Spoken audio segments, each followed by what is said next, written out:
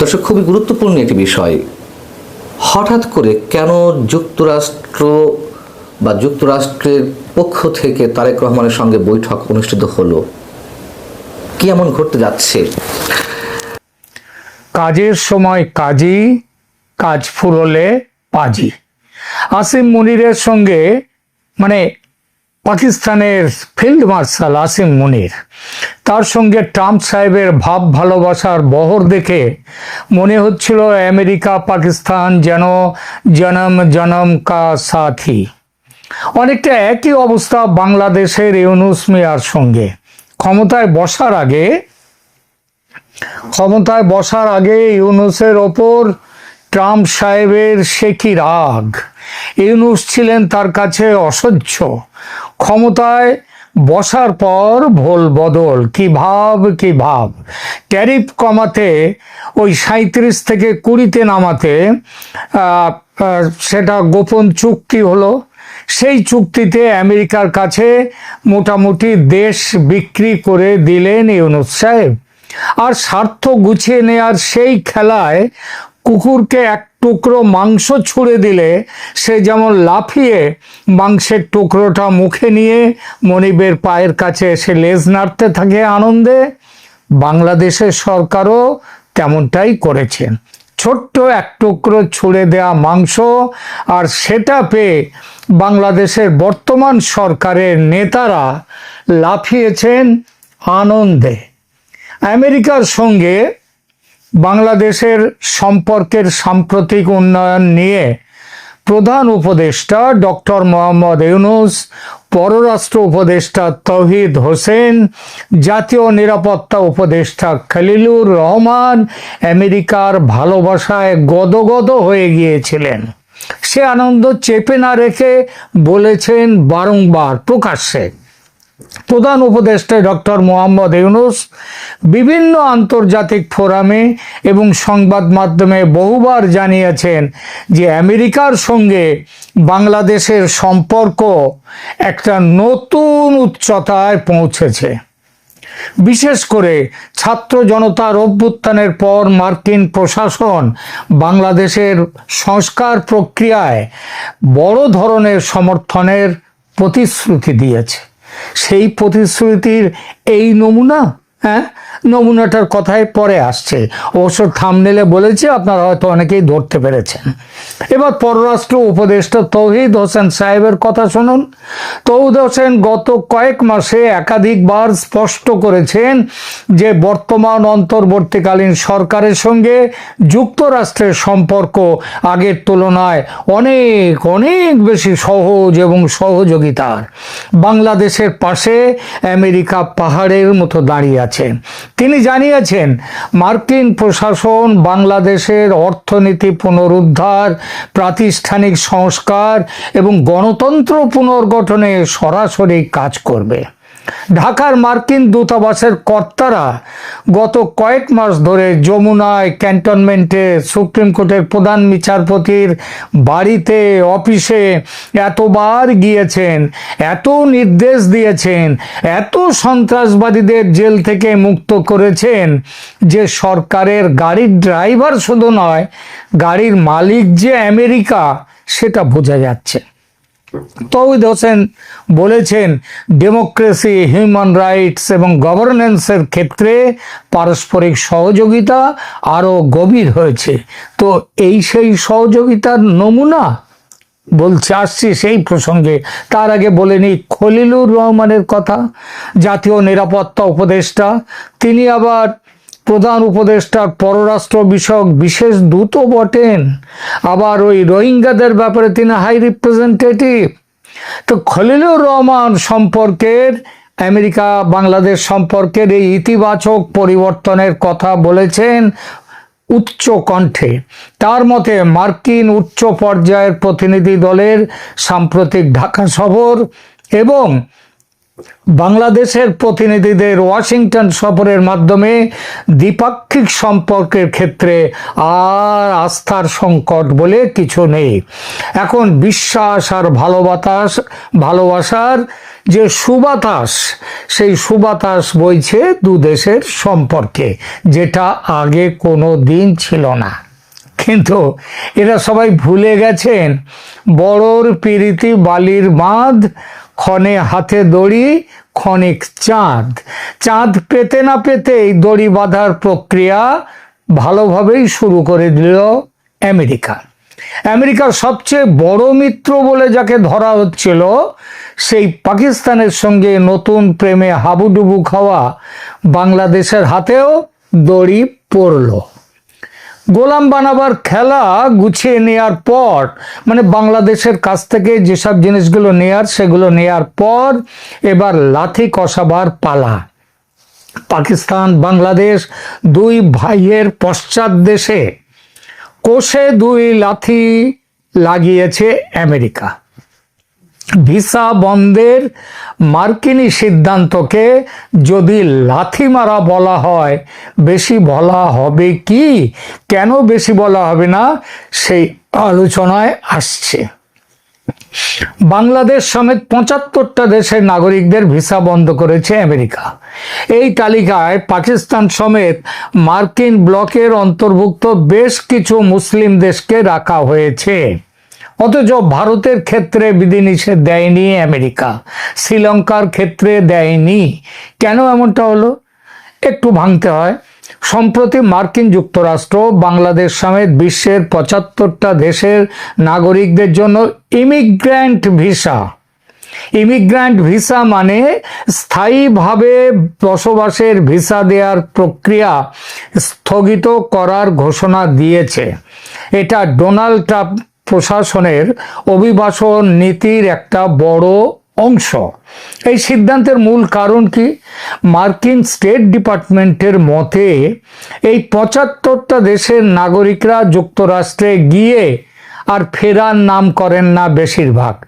তারা সেখানে থেকে যান, সে দেশের জনকল্যাণমূলক যেসব তহবিল থাকে, ওয়েলফেয়ার, পাবলিক বেনিফিটস, তার ওপর নির্ভর করে বসে থাকেন। একে বলা হচ্ছে পাবলিক চার্জ নীতি। অর্থাৎ যুক্তরাষ্ট্র চায় না এমন কেউ অভিবাসী হয়ে আসুক যারা ভবিষ্যতে সে দেশের ট্যাক্সের টাকার ওপর বোঝা হয়ে দাঁড়াবে। এই যে নতুন নীতি, এটা কার্যকর হতে চলেছে আজ থেকে ১ সপ্তাহ নেই, তার মধ্যেই এটা কার্যকর হতে চলেছে ২১শে জানুয়ারি ২০২৬ থেকে। এই সিদ্ধান্তের ফলে বাংলাদেশের কি কি সংকট হতে পারে একটু দেখা যাক। বড় ধরনের সংকট কিনা। প্রথমত, পরিবার পুনর্মিলন বন্ধ। যারা ডিভি লটারি, বর্তমানে যদিও বাংলাদেশের জন্য এটা নেই, বা ফ্যামিলি কোটায় বাবা মা ভাই বোন বা স্বামী স্ত্রীর মাধ্যমে গ্রিন কার্ডের অপেক্ষায় ছিলেন, তাদের সংখ্যা কিন্তু লক্ষাধিক। তাদের প্রক্রিয়া অনির্দিষ্টকালের জন্য আটকে গেল। এক কথায় আমেরিকায় গিয়ে বসবাসের স্বপ্ন বাংলাদেশের মানুষের জন্য থাকলো না। একই পরিস্থিতি পাকিস্তানের ক্ষেত্রেও। শুধু বাংলাদেশ বা পাকিস্তান কেন, এই নিষেধাজ্ঞা বিশ্বের মুসলিম দেশগুলোর জন্যই বিশেষ করে করা।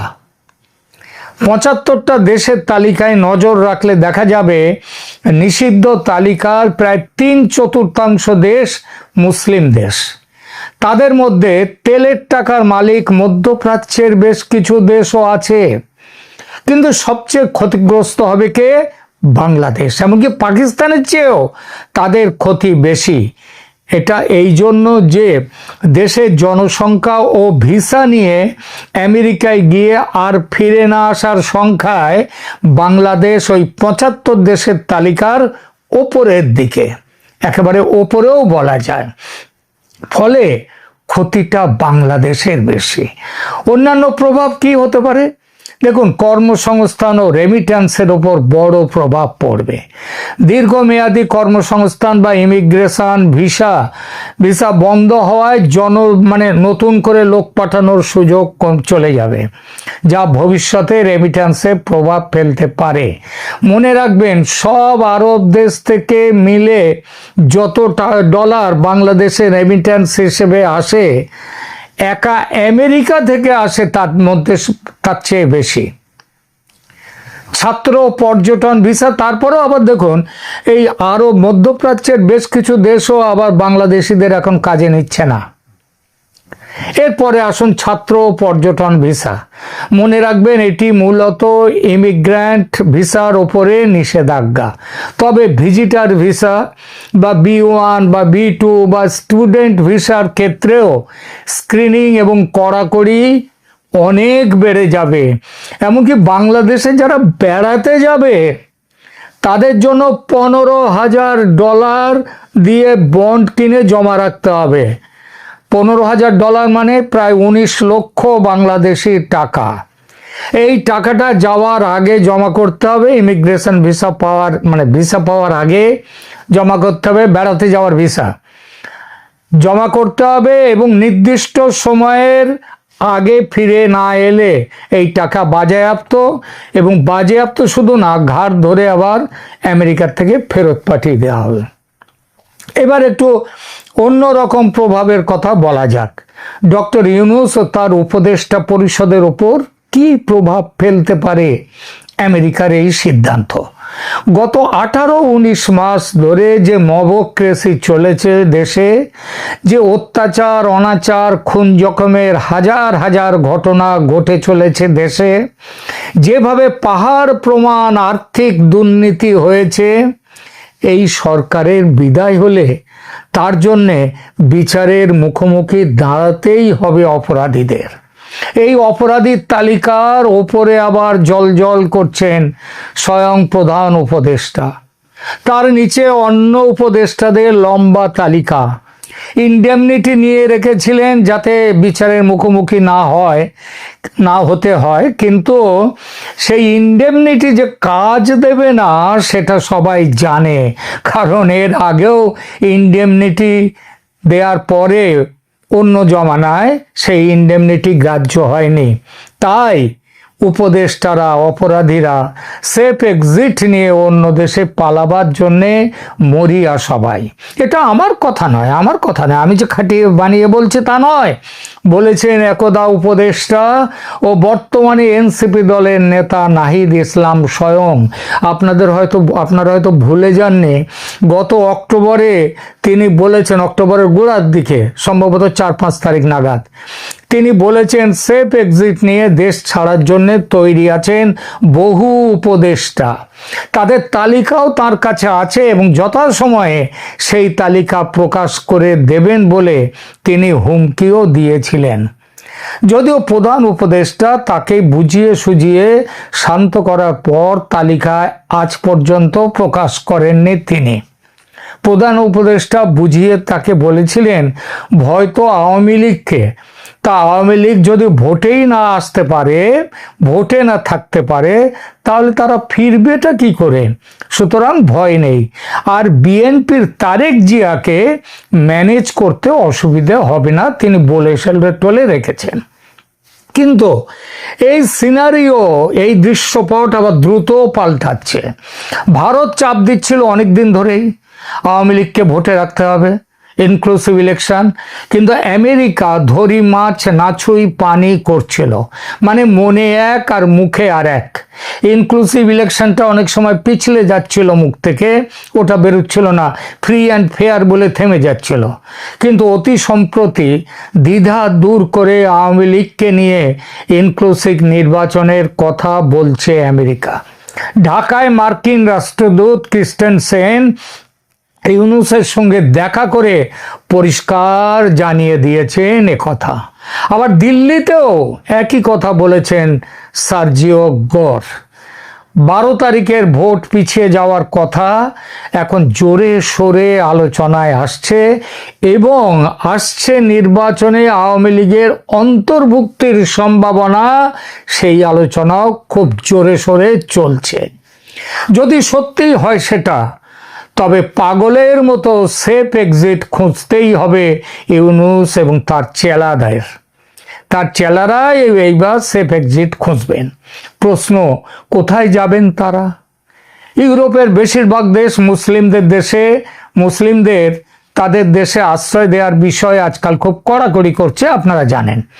যেভাবে মুসলিম অভিবাসীরা এসব দেশে আশ্রয় নিয়ে মৌলবাদী কাজকর্ম করছে, শরিয়া কানুন চালু করবার চেষ্টা করছে, যেভাবে ধর্মীয় হিংসা তৈরি করছে, তাতে ইংল্যান্ড, ফ্রান্স, জার্মানি, ইতালিতে ঠাঁই মিলবে না। বড় আশ্রয়ের জায়গা ছিল আমেরিকা, সেই বন্ধু আমেরিকাও দরজা বন্ধ করল। অতএব বড় বিপদ সামনে। এই বিপদ যত না বাংলাদেশ আর পাকিস্তানের নাগরিকদের জন্য, যতটা না তাদের জন্য, বাংলাদেশ আর পাকিস্তানের জন্য, ততটা আর কোনো দেশের জন্য নয়। কারণ আমেরিকায় বাংলাদেশের নাগরিক বৈধভাবে আছেন প্রায় 15 লক্ষ, আর অবৈধভাবে 2 লক্ষ। গ্রিন কার্ডের জন্য আবেদন পেন্ডিং আছে লক্ষাধিক। এদের আমেরিকা যাওয়া আটকে গেল, এবং যারা অবৈধভাবে যারা রয়েছেন তাদেরকেও কিন্তু প্রতিদিন কয়েকজন করে কিন্তু ফেরত চলে আসছে, বাংলাদেশে ফেরত পাঠানো হচ্ছে। এই সমস্যা আরো বাড়বে, ভয়ঙ্করভাবে বাড়বে। আসসালামু আলাইকুম দর্শক, খুবই গুরুত্বপূর্ণ একটি বিষয়। হঠাৎ করে কেন যুক্তরাষ্ট্র বা যুক্তরাষ্ট্রের পক্ষ থেকে তারেক রহমানের সঙ্গে বৈঠক অনুষ্ঠিত হলো, কি এমন ঘটতে যাচ্ছে? এবং যে বৈঠকটি শুক্রবার সকালে অনুষ্ঠিত হয়েছে টেলিকনফারেন্সের মাধ্যমে বিএনপি চেয়ারম্যান তারেক রহমানের সঙ্গে, সেখানে ট্রাম্প প্রশাসনের একজন শীর্ষ কর্মকর্তা উপস্থিত ছিলেন, আরো অনেকে উপস্থিত ছিলেন। এবং এই বিষয়টি গণমাধ্যমকে নিশ্চিত করেছেন তারেক রহমানের উপদেষ্টা, পররাষ্ট্র বিষয়ক উপদেষ্টা মিস্টার হুমায়ুন কবির। আলোচনার এজেন্ডার একটি বিষয় তিনি উল্লেখ করেছেন, কিন্তু বিস্তারিত কোনো কথা বলতে তিনি রাজি হননি। কেন তিনি বিস্তারিত কোনো প্রকার কথা বলতে রাজি হননি, সেই বিষয়টি আমাদের কাছে প্রশ্নের জন্ম দিচ্ছে। বিদেশি যে কোনো রাষ্ট্রের কূটনীতিকরা কিংবা শীর্ষ পর্যায়ের কর্মকর্তারা, রাষ্ট্রদূত থেকে শুরু করে আরো অনেকেই বাংলাদেশের যে কোনো রাজনৈতিক দলের প্রধান বা রাজনৈতিক দলের সঙ্গে বৈঠক করতে পারেন, আলোচনা করতে পারেন, সেগুলো রাজনীতি বিষয়ে, কূটনীতি বিষয়ে। আমরা এগুলোতে অভ্যস্ত হয়ে গেছি। যদিও আমরা মুখে বলি, আমাদের রাজনীতিবিদরা বলেন যে দেশের রাজনীতিতে অন্য কোনো রাষ্ট্রের হস্তক্ষেপ কোনোভাবে মেনে নেওয়া যায় না, এগুলো কেবলমাত্র মুখের বলি, আর কিছু নয়। যাই হোক, তারপরেও আমরা এগুলোতে অভ্যস্ত হয়ে গেছি। কিন্তু এমন একটি বিষয়ের উল্লেখ করেছেন মিস্টার হুমায়ুন কবির আমাদের কাছে, গণমাধ্যমের কাছে, সেটিও একটি প্রশ্নের জন্ম দেয়। কি বিষয়ে আলোচনা হয়েছে? ব্যবসা বাণিজ্য সংক্রান্ত আলোচনা বিষয়বস্তু ছিল। বাংলাদেশ এবং যুক্তরাষ্ট্রের মধ্যে এখন যুক্তরাষ্ট্র বাংলাদেশি পণ্যের উপরে যে শুল্কগুলো আরোপ করেছে সেটি কমিয়ে আনতে যে দেন দরবার চলছে, সেই বিষয়ে তারেক রহমানের মন্তব্য জানতে চাওয়া হয়েছে। এটিও কি অনেকটা বিস্ময়কর নয়? আর তারেক রহমান তো এই মুহূর্তে সরকারের কোনো প্রতিনিধি নন, সরকারি পর্যায়ের কোনো কর্মকর্তাও নন। তাহলে তারেক রহমানের কাছ থেকে এই ধরনের মন্তব্য জানতে চাওয়া হবে কেন? বৈঠকে ট্রাম্প প্রশাসনের যে গুরুত্বপূর্ণ ব্যক্তি উপস্থিত ছিলেন, তিনি US trade representative jasmine Greer. আধা ঘন্টার বৈঠকটি অনুষ্ঠিত হয় বেশ নাটকীয়ভাবে, নিঃসন্দেহে। এবং সন্দেহটা বা প্রশ্নটা কোথায়, আমি সে বিষয়ে পরে আসছি। বৈঠকে ট্রেড নেগোসিয়েশনের নানান বিষয় আলোচনায় উঠে আসে। মিস্টার গ্রিয়ার জানতে চান, যেটি গণমাধ্যমে এই খবরগুলো আসছে, এই ট্রেড নেগোসিয়েশনে তারেক রহমানের অবস্থান কি, বিশেষ করে বাংলাদেশ সরকারের তরফে যে আলোচনা হয়েছে তা নিয়ে তার মনোভাব সম্পর্কে জানতে চাওয়া হয়। তারেক রহমান যেটি খুব স্বাভাবিকভাবে বলার কথা সেটাই বলেছেন। তিনি স্পষ্ট করেছেন যে সরকার যে নেগোসিয়েশন করছে তাতে বিএনপির সম্মতি রয়েছে, অথবা বাংলাদেশের জনগণের পক্ষ থেকে তিনি একজন রাজনৈতিক ব্যক্তিত্ব হিসেবে তার সম্মতি রয়েছে। সরকার যেভাবে আলোচনা এগিয়ে নিয়েছে তাতে আমাদের কোনো দ্বিমত বা আপত্তি নেই বলে তিনি জানিয়ে দিয়েছেন। এখন তারেক রহমান সরকারি পর্যায়ের কোনো কর্মকর্তা নন বা সরকারে নেই, তারপরেও তার সঙ্গে ব্যবসা বাণিজ্য সংক্রান্ত আলোচনা হয়েছে। যদি এটুকুর মধ্যে সীমাবদ্ধ থাকি, তারপরেও নিশ্চয়ই খবরটি নিঃসন্দেহে খুব গুরুত্বপূর্ণ। এখন প্রশ্ন হচ্ছে যে কেন যুক্তরাষ্ট্রের কর্মকর্তারা তার সঙ্গে বৈঠকটি করলেন? তারা কি বোঝাতে চাইছেন যে তারেক রহমানই পরবর্তী প্রধানমন্ত্রী, তার উপরে তাদের আস্থা রয়েছে? আগে থেকে তারা জানান দিতে চাইছে, যেমন ভারতের পররাষ্ট্রমন্ত্রী আমাদের সাবেক প্রধানমন্ত্রী প্রয়াত হলে তার শেষকৃত্য অনুষ্ঠানে এলেন, এক ধরনের সমর্থন জানিয়ে গেলেন তারেক রহমানের প্রতি, বিএনপির প্রতি। আগামী নির্বাচনকে কেন্দ্র করে তারা নির্বাচনে জয়ী হলে তাদের সঙ্গে কাজ করতে চায় ভারত, এমন একটা মেসেজ দেওয়ার চেষ্টা করলেন। কিন্তু সেটি তো একটা উপলক্ষকে কেন্দ্র করে এই বিষয়টি ঘটেছে, তাই না? যুক্তরাষ্ট্র হঠাৎ করে এই বিষয়ের তারেক রহমানের সম্মতি চাইলো, একটা আস্থা স্থাপনের মেসেজ দিতে চাইলো। এটি অন্তত আমি খুব সহজভাবে নিতে পারছি না। নিশ্চয়ই এর মধ্যে কোনো কিছু রয়েছে। দেখুন, আগেই বলেছি যে সময়টি এখন অস্থির। ইউনূস সরকারের পক্ষ থেকে তারেক রহমানকে নিরাপত্তা ব্যবস্থার যে প্রোটোকল, সেটি সহ বিভিন্ন ইস্যুতে বিএনপির প্রতি এই মুহূর্তে যে মাত্রাতিরিক্ত সরকারের এক ধরনের ভক্তি বা আন্তরিকতা, সেটি যথেষ্ট প্রশ্নবিদ্ধ বলে আমার কাছে মনে হচ্ছে। তার কারণ একদিক থেকে দেখানোর চেষ্টা যে বিএনপির প্রতি সরকারের কোনো ধরনের শত্রুতামূলক মনোভাব নেই, বরং বিএনপির প্রতি ইউনূস সরকার যথেষ্ট আন্তরিক, যথেষ্ট। কিন্তু এর পিছনের যে খেলাগুলো আমরা দেখছি, যে বিতর্কিত কর্মকাণ্ডগুলো আমাদের সামনে উপস্থিত হচ্ছে সরকারের পক্ষ থেকে, সেই জায়গা থেকে আমাদের অনেকের কাছে মনে হচ্ছে বিএনপি চূড়ান্তভাবে ফাঁদে পড়তে যাচ্ছে নির্বাচনকে কেন্দ্র করে। আর ট্রেড ইস্যুতে যদি উল্লেখ করি, জাতীয় নিরাপত্তা উপদেষ্টা মিস্টার খলিল, তিনি তো যুক্তরাষ্ট্র সফরে ছিলেন এই তো সবে মাত্র। সেখানেও সরকারের পক্ষ থেকে জানানো হয়েছে শুল্ক ইস্যুতে তিনি কথাবার্তা বলেছেন, কিছুটা হলেও কমে আসতে পারে। তো এখানে তারেক রহমানের সম্মতি নেয়া না নেয়ার কি হলো? নানান ধরনের গুঞ্জন তো শোনা যাচ্ছে যে সন্দেহ সৃষ্টি হয়েছে, সংশয় সৃষ্টি হয়েছে নির্বাচন নিয়ে। এখন সাধারণ মানুষ নয়, কেবল দেশের সুবুদ্ধি সম্পন্ন মানুষ, যারা দেশের অর্থনীতি, রাজনীতিতে অনেক গুরুত্ব বহন করেন, তাদের মধ্য থেকেও এই ধরনের প্রশ্ন উঠছে। এবং যে ডিজাইনগুলো কথা বলছিলাম নির্বাচনকে কেন্দ্র করে, যে বিশেষ বিশেষ কোনো মহল থেকে বিশেষ কোনো শক্তিকে ম্যাটিকুলাস ডিজাইনের মাধ্যমে ক্ষমতায় আনা হচ্ছে কিনা, বা আনার চেষ্টা আছে কিনা, অথবা নির্বাচনটি হবে কিনা, সে বিষয়ে নানান ধরনের প্রশ্ন এর মধ্যে উঠেছে।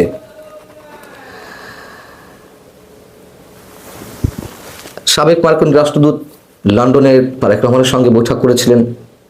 কেন করেছিলেন? নিশ্চয়ই কিছু জানতে চাওয়া হয়েছিল, অথবা তোমরা ক্ষমতায় এলে, বিএনপি ক্ষমতায় এলে কি ধরনের রফা দফা হবে, কি ধরনের গিভ অ্যান্ড টেকের বিষয় ঘটবে, এই বিষয়গুলো খুব স্বাভাবিক হিসেবে চলে আসে। যে তারেক রহমান কোনো আশ্বাস দেন আর না দেন, যুক্তরাষ্ট্র তো এই ধরনের কোনো প্রস্তাব দিতে পারে। আবার এই মুহূর্তে এসে ট্রেড ইস্যুতে তারেক রহমানের সঙ্গে আলোচনার পেছনে অন্য কোনো কিছু কাজ করছে কিনা, অথবা আর কোনো আলোচনা তো হয়েছে নিশ্চয়ই, যেটি আমরা জানতে পারিনি। মিস্টার হুমায়ুন কবির, তারেক রহমানের পররাষ্ট্র বিষয়ক উপদেষ্টা, তিনিও খোলাসা করেননি। অতএব আমি বারবার বলছি, নির্বাচনের আগে অনেক ধরনের খেলা রয়েছে, এবং বিএনপির যে অবস্থান, কখনো গর্জন দিয়ে ওঠা, কখনো সরকারকে সম্পূর্ণভাবে সমর্থন করে যাওয়া, জানাতনভাবে একটা নির্বাচন আদায় বোধহয় বিএনপি করতে চাইছে। কিন্তু সে অবশ্যই নির্বাচন গুরুত্বপূর্ণ, আগে বলেছে, কিন্তু সেই নির্বাচনের মধ্য দিয়ে বিএনপি আসলে রাজনৈতিকভাবে কতটা লাভবান হতে পারবে, অথবা চূড়ান্তভাবে ফাঁদে পড়বে কিনা, সেই বিষয়টি বিএনপি কতটুকু ভাবছে আমরা জানি না। অবশ্যই কেউ হয়তো বলবেন যে এটি বিএনপির বিষয়। না, এটি দেশের 18 কোটি মানুষের ভাগ্য জড়িয়ে রয়েছে বিএনপির সিদ্ধান্তের সঙ্গে।